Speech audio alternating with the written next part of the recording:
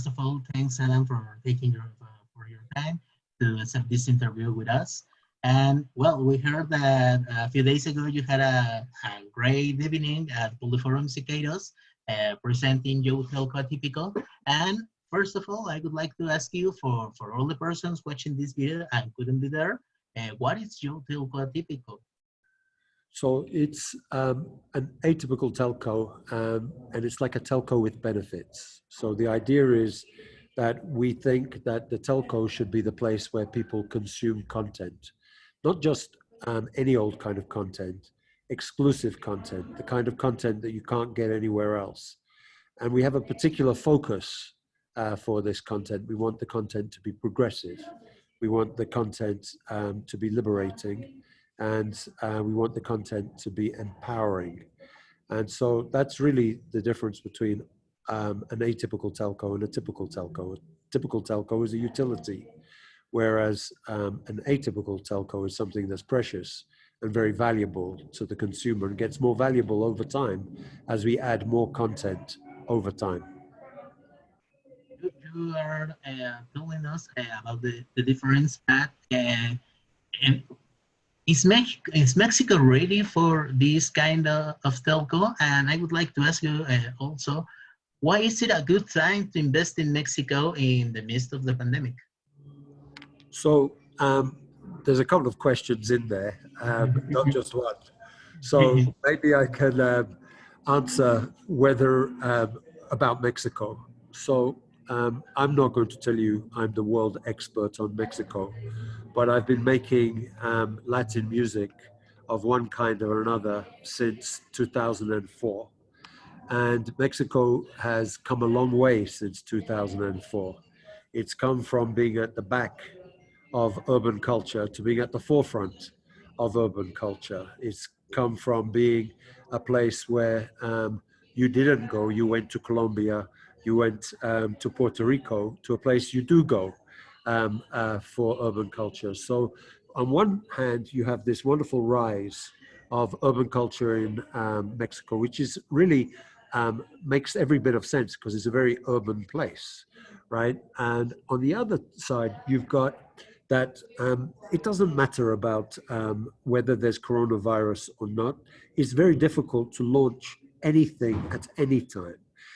But in Mexico, there's a need to launch it because for years and years and years, telco has been the providence of three companies, of which one is much bigger than the other two, but these are big companies. And these companies have controlled the market. And when you control the market, there's a lack of innovation. It's not the fault of the companies, it's the fault of the state of the companies. You have three companies, it's pretty stable. Their market share has been very stable for a number of years, and it doesn't foster innovation. So coming in and being an innovator is a great opportunity because there's not much innovation in the market. So here you have a big market, a rapidly urbanizing market, which produces very, very valuable culture. And you have an opportunity because there's been a lack of innovation in the market. And in our sector, which you could call MVNO, right? The total market share of all of the MVNOs is like 2%. In Colombia, it's 8%, right? So we can expand the market 4 times without really creating any special kind of disruption. But we want to create a special kind of disruption, so we want to be more successful than that. So what I'm saying is that Mexico is a unique market, right? It's got unique challenges and it's got unique opportunities. It's got well-known challenges, but maybe the opportunities are not so well known. For these challenges, for this opportunity, you have huge partners that are helping you with this. I would like to ask you, who are your partners in this project in Mexico? So we don't have financial partners. We only have one real active financial investor, who's Cliff Bernstein, who is the manager of Metallica, manager of Red Hot Chili Peppers, manager of a lot of the biggest rock and roll bands in the world. But here in Mexico, we're partnered with the Altan network. So we sit on the Altan network. And really, I suppose that the Altan network was founded to provide opportunities for people like us to come in with a differentiated model and have very, very good data service. And so it's a 4.5G LTE network, which is perfect for the distribution of content. So we sit on the Altan network, and then we have a number of partners that help us with payment, that help us with distribution of SIMs. But we don't have financial partners in Mexico. We would like to have financial partners in Mexico, but we don't have them today. You were telling us a little bit about the differences and these challenges. I would like to ask you what are your plans in our country for the next the next few months, few years, and if you can tell us a little bit about it. Sure. So we're really excited because we launched on Monday, and it's going very well, and we're very pleased with how we're being received. We're very excited because on the 5th of October, we launch what is called movie watch parties. So we launch a full movie slate with different nights, horror nights, Andy nights. They're all watch parties, so you could invite your friends to watch it. You can even talk over the movie, stop the movie, kick people out of your watch party. And we launched this on the 28th, on the 5th of October. Then in November, we're going to launch a product on Yo, which I think is going to be very, very popular, which is pay-per-view live streaming. So bands, comedians, magicians can schedule a live stream. They can issue tickets.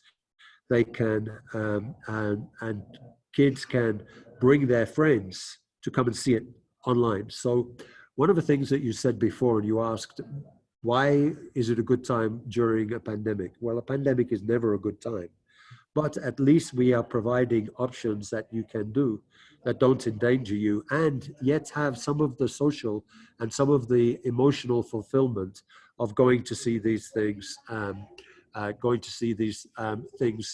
offline. That same time, we're launching battle bubbles, and battle bubbles are both for freestyle rap and for dance, where kids can dance to pieces of music and other kids can match the two dances and see which was the best dancer to that piece. Doesn't exist anywhere. It's like TikTok for battles. And we launched that in November as well. In December, we launched the ability for people to make their own bubbles. So they will be able to come, get a template, and just like you do in the App Store, submit your own bubble, and the bubbles will increase exponentially from that point in Yo, because Yo is a platform. Yo is not just a service, it's a platform. One of the really nice things about the night of our launch was there were 46 of the 55 influencers that we work with. And of those 45, I think I said that 27 of them, of the 55 influencers, 27 of them are doing some kind of content with us, some kind of exclusive programming with us, some kind of programming that they wouldn't have done before, which leaves us with 27 things to think about. Adam, I would like to ask you, what message do you want to send to our audience who are getting to know Yo through this video and through this interview? So what we want to say is, look, we know that all of you is very different, that your interests are different. We respect your different interests. We respect and support your atypicalness. We support the way that you want to differentiate yourself and express yourself. We are the platform for those people that want to look at things that are more interesting, that are maybe more provocative, listen to things that are a little bit different than you can hear on radio right now in Mexico. So we are really the platform for people who want to find a different, more progressive form of expression. We're also a platform for diversity. We absolutely believe that all of you are equal, and that all of you are equally gifted, and that all of you have an equal right to thrive, right? To thrive not just economically, but emotionally and through the consumption of content. So our message to our audience is, this is a platform that reflects you. So when you see our influencers and the people that we work with from content, we want you to recognize yourself in the programs that are being made. And if you don't, you should phone me and make a big fuss, because that's the purpose of the platform. So if we've gotten it wrong and you don't feel included or you don't feel excited, you must let me know, because we're not going to be perfect, but that's what we're trying to do. And we picked Mexico because actually, when you look at those people that came on Monday, why wouldn't you pick Mexico? Why wouldn't you pick a place with such beautiful, expressive people who are so bold?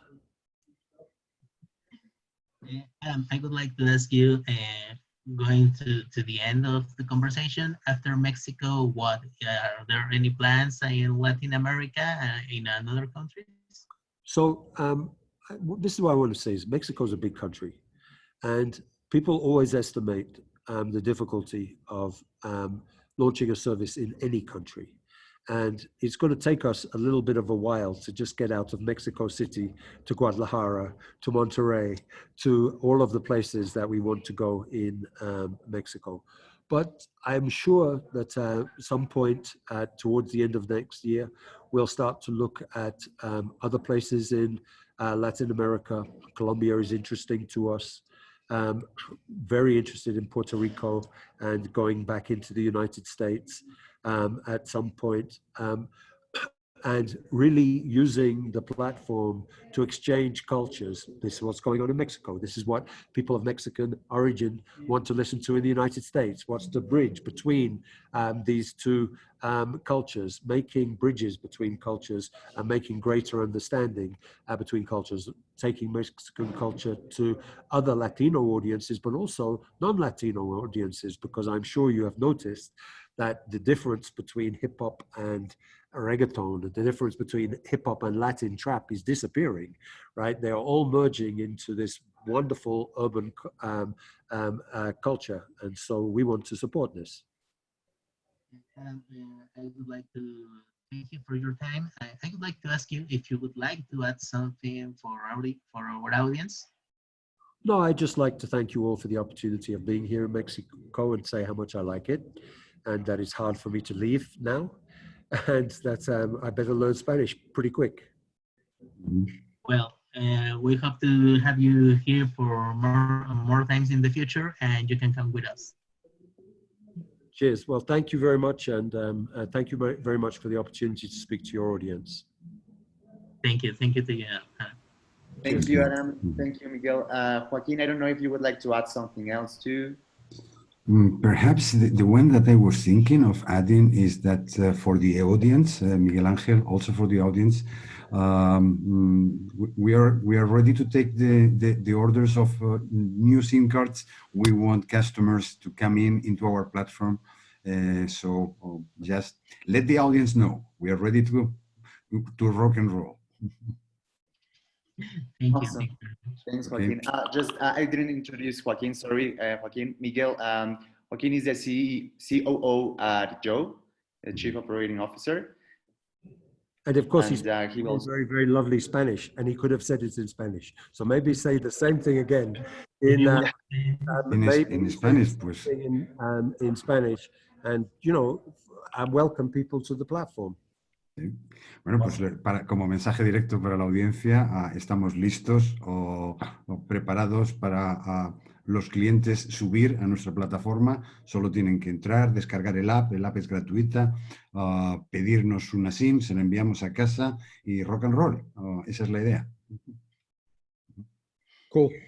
Okay. Thank you. Thank you. Thank So you. just before we finish the conversation, could you please tell Jessie that if she can share with us the recording of this conversation so we can share it with Miguel? No worries. We will do. Awesome. Well, thank you all for your time. Cheers. Thank you very much. Bye. Bye. Bye bye.